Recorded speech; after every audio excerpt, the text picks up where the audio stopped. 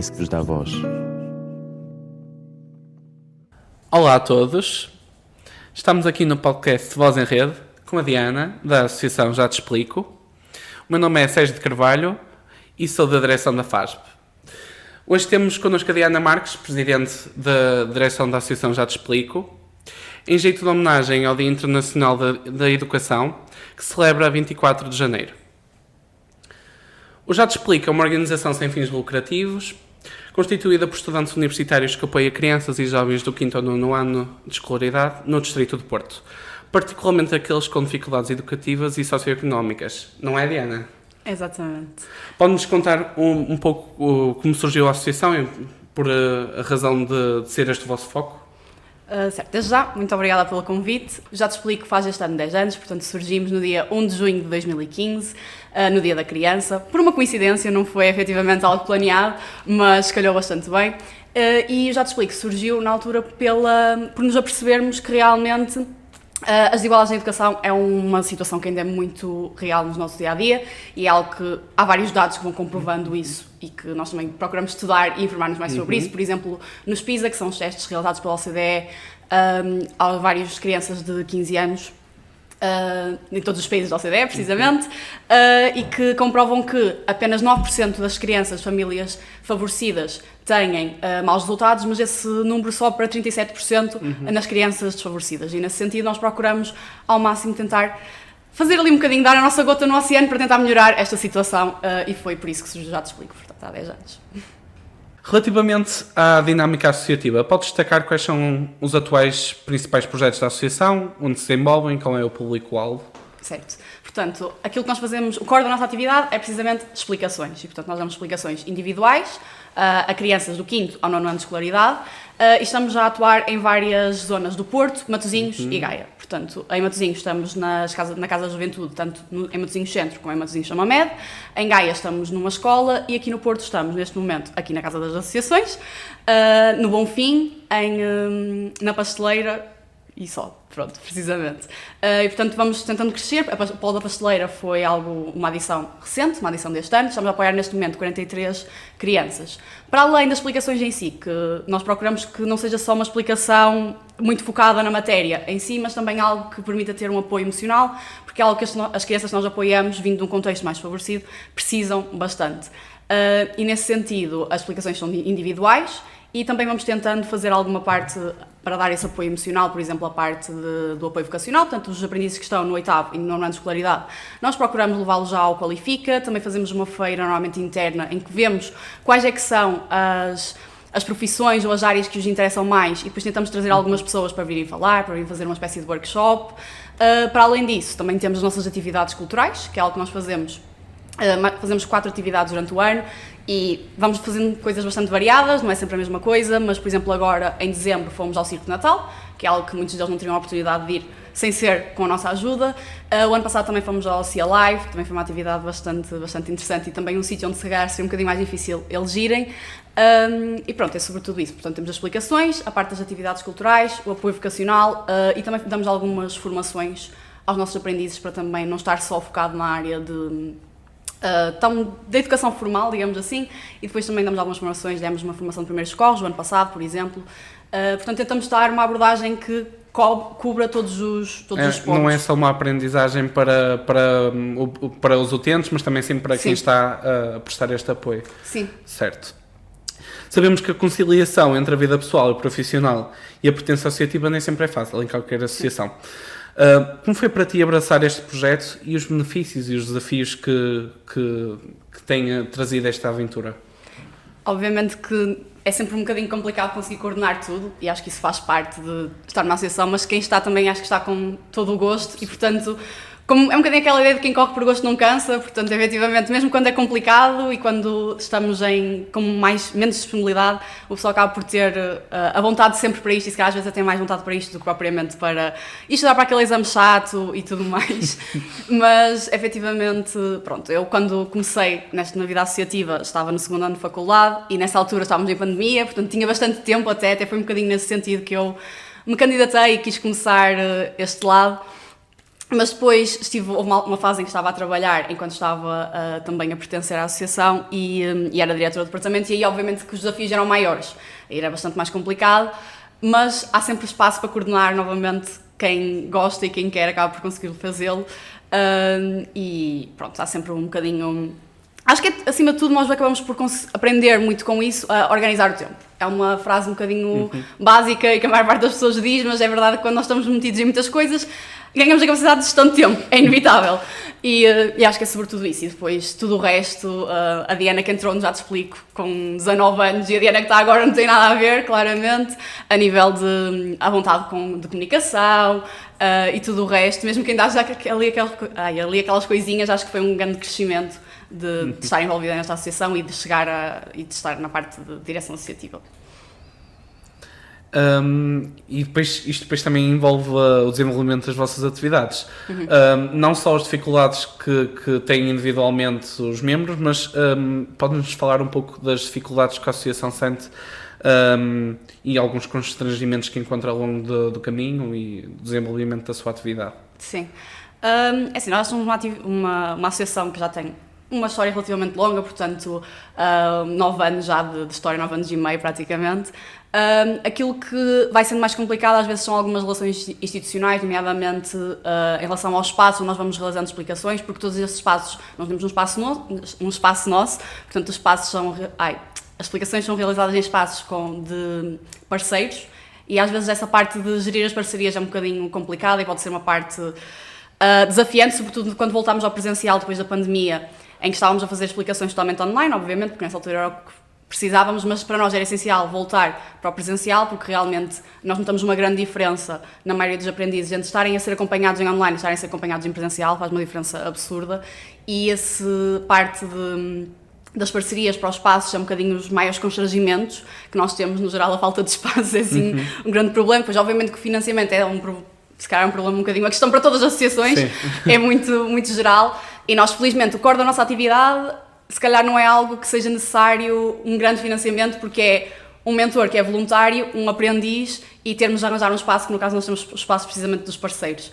Mas depois, quando nós queremos ir um bocadinho mais além, dar algo mais aos nossos aprendizes, nomeadamente aquilo que eu disse de visitas a museus, das atividades culturais, exatamente, aí já implica um pouco uma despesa maior. E, por exemplo, o nosso maior desafio de financiamento normalmente costuma ser na altura de Natal, porque nós temos um projeto que é o Já Tem Embrulho, que implica precisamente nós darmos assim uma prenda a cada um dos nossos aprendizes, ou seja, pegar naquela coisa que se calhar não é tanto aquilo que eles precisam, porque o que eles precisam é o que os pais vão pensar mais, mas uma coisa que é um miminho, uma coisa que eu quero.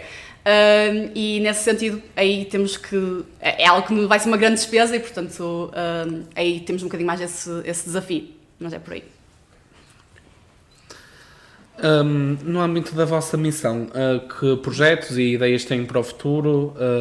Podes partilhar um pouco connosco de como vão chegar a esta marca de 10 anos e continuar a fazer a diferença e também a criar novas ideias e novos projetos dentro do que é a associação? Sim, nós agora com os 10 anos, pronto, queremos comemorar em grande este ano. Idealmente nós estamos a planear assim uma surpresa talvez para os próximos meses, ainda não está muito definido, portanto se calhar é melhor não dar assim muitos pormenores, mas algo também para falarmos um bocadinho sobre a educação e sobre o estado da educação e das desigualdades na educação. Depois, para além disso, queremos fazer uma atividade em grande também com os nossos aprendizes. Temos feito sempre atividades cá no Porto, que já vamos fazer uma atividade que implicasse ir para fora do Porto com eles, também para lhes dar essa oportunidade. E para além disso, pronto, depois ideia de futuro sempre, e que isto é um bocadinho um sonho que já vem sendo sonhado há bastante tempo, era de alargarmos a nossa atividade para lá do Porto e, portanto, para outra academia, para a academia ou de Braga ou de Coimbra, ou seja, o que for, que é um sonho que já vem sendo sonhado há bastante tempo, ainda, eventualmente não vai ser para agora, mas era um projeto que nós temos bem pensado e que gostávamos bastante de avançar também.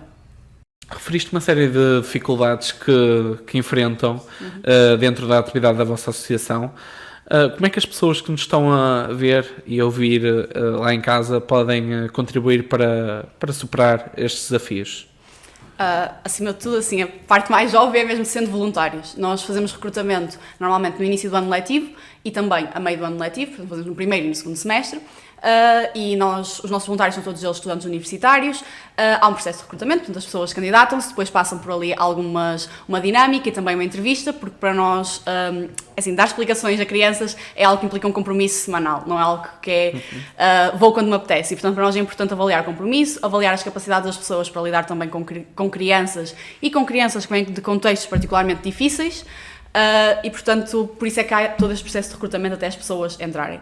Para além da parte de explicações em si, que é quem está a lidar diretamente com os nossos aprendizes, nós também temos outras funções, porque a nossa organização é de voluntários, desde o mentor até à direção, todos nós somos voluntários, basicamente, e portanto, para além dos mentores em si, temos também os especialistas que fazem uma ligação entre nós, enquanto já te explico, e também os pais, em caso de educação, então as instituições, porque nós também apanhamos algumas crianças que estão institucionalizadas, e portanto eles são também um ponto super importante para garantirmos que temos meninos nas atividades, que os pais sabem do que é que está a passar, que nós sabemos as notas deles, porque se calhar às vezes as crianças em si não são a melhor fonte para este tipo de informações. Depois também temos alguns departamentos de back-office, portanto, marketing e comunicação trata obviamente de tudo que tem a ver com redes sociais, a nossa comunicação externa, estratégia que trata da parte de parceiros, a parte de financiamento, que estávamos a falar que se calhar um bocadinho tem ali uns maiores desafios, e depois temos recursos humanos, que portanto garante que todos os nossos voluntários estão satisfeitos e que trata também da parte do recrutamento. E portanto nós temos um lugar um bocadinho para toda a gente, mesmo quem se calhar sente que não tem tanta aptidão para estar a dar uma explicação em si, pode também estar na parte de back-office a realizar aquilo que lhe fizer mais sentido e não vai deixar de ter contacto com a missão porque depois tem atividades, tem a oportunidade de ir a explicações e acaba por ter essa oportunidade na mesma de estar a ver as coisas de perto. E eu posso dizer até da minha própria experiência, porque eu nunca estive a dar explicações, eu entrei para o Departamento de Recursos Humanos, porque era o que fazia sentido para mim na altura e foi o que fez realmente mais sentido, e no entanto, se calhar na altura da pandemia nem sentia tanto porque estávamos em online, não conseguíamos ver as explicações a acontecer e tudo mais, mas quando voltámos ao presencial realmente percebi que a importância de conseguirmos continuar a ver as coisas, mesmo que não sejamos nós a dar a explicação, temos a oportunidade em atividades, temos a oportunidade em dar explicações e tudo mais e ver a missão acontecer e ficar ali com o coração quentinho. Uma influência, o back-office diretamente com as explicações e com as notas e o desenvolvimento dos jovens que frequentam, já te explico. Exatamente. É muito importante esta questão porque nós aqui na FASP temos uma série de associações em diferentes áreas e uma delas sendo a educação, trazer aqui também eu já te explico para falar um pouco sobre o trabalho e a importância que tem na sociedade, em específico no nosso distrito do Porto. Sei que vocês também têm um podcast onde também abordam estes temas de educação. Será que nos podes falar um pouco sobre o vosso podcast e também outros meios que vocês têm para comunicar com os jovens e com os menos jovens sobre este tema que é tão importante? O nosso podcast chama-se Já Pensaste e pretende precisamente lançar esse desafio de Já Pensaste em vários temas relacionados com a educação. Já vamos na 3ª temporada, que começou a ser lançada o ano passado, e nesta temporada posso já partilhar alguns dos temas que já saíram e que já foram divulgados. Tivemos a pensar sobre a diferença entre ensino profissional e ensino regular, tivemos a pensar sobre a questão do feminismo e como é que o feminismo é educado, como é que falamos sobre o feminismo nas escolas, sobre a questão da meritocracia, sobre a questão das desigualdades na educação de uma forma mais direta. E, portanto, tentamos pegar em vários temas, trazer alguns convidados que tenham conhecimento, nomeadamente conhecimento científico em relação a esses temas, e procuramos ter uma conversa que traga estes temas de uma forma acessível para todos aqueles que nos estão a ouvir.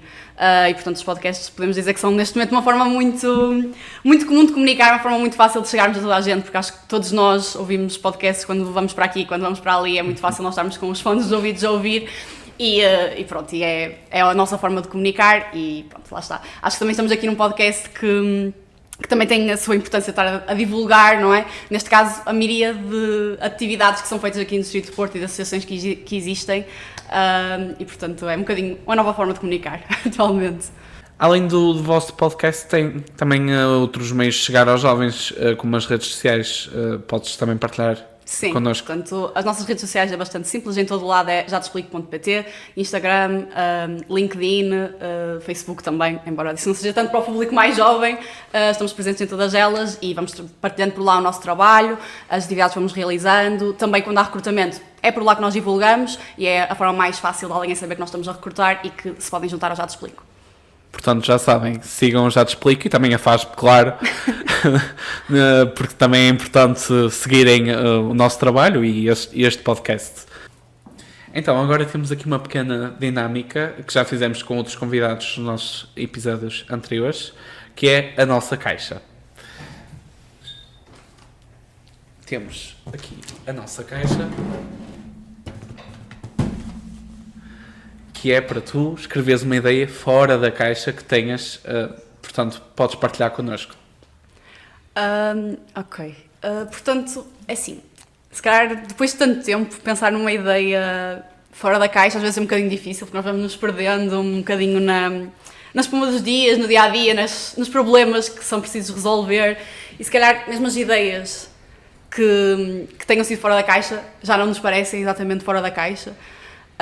Mas acho que uma coisa que tenho refletido bastante ao longo dos últimos tempos e que se calhar é um bocadinho fora da caixa é o desafio de quando estamos a gerir uma associação, e uma associação que já tem um bocadinho, mais algum tempo, não é que eu já te explico que seja muito antigo, mas 10 anos já começa a ser, já é uma década de história, é o se calhar não termos medo de mudarmos às vezes alguns rumos, algumas decisões que foram tomadas antes de nós.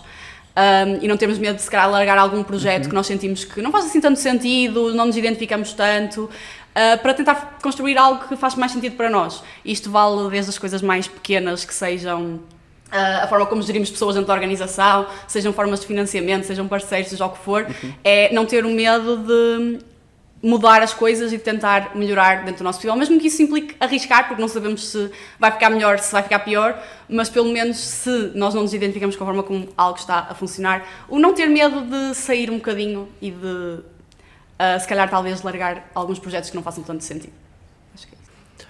Obrigado a todos e a todas por estarem desse lado a ver o Voz em Rede da FASP, em especial à Diana. Nós devemos um agradecimento por estar aqui, ter aceito o nosso convite para participar, e eu já te explico um sucesso nesta década que vai fazer. Podem encontrar na descrição do podcast as redes sociais Já Te Explico e seguir para acompanhar as novidades. Até ao próximo Voz em Rede.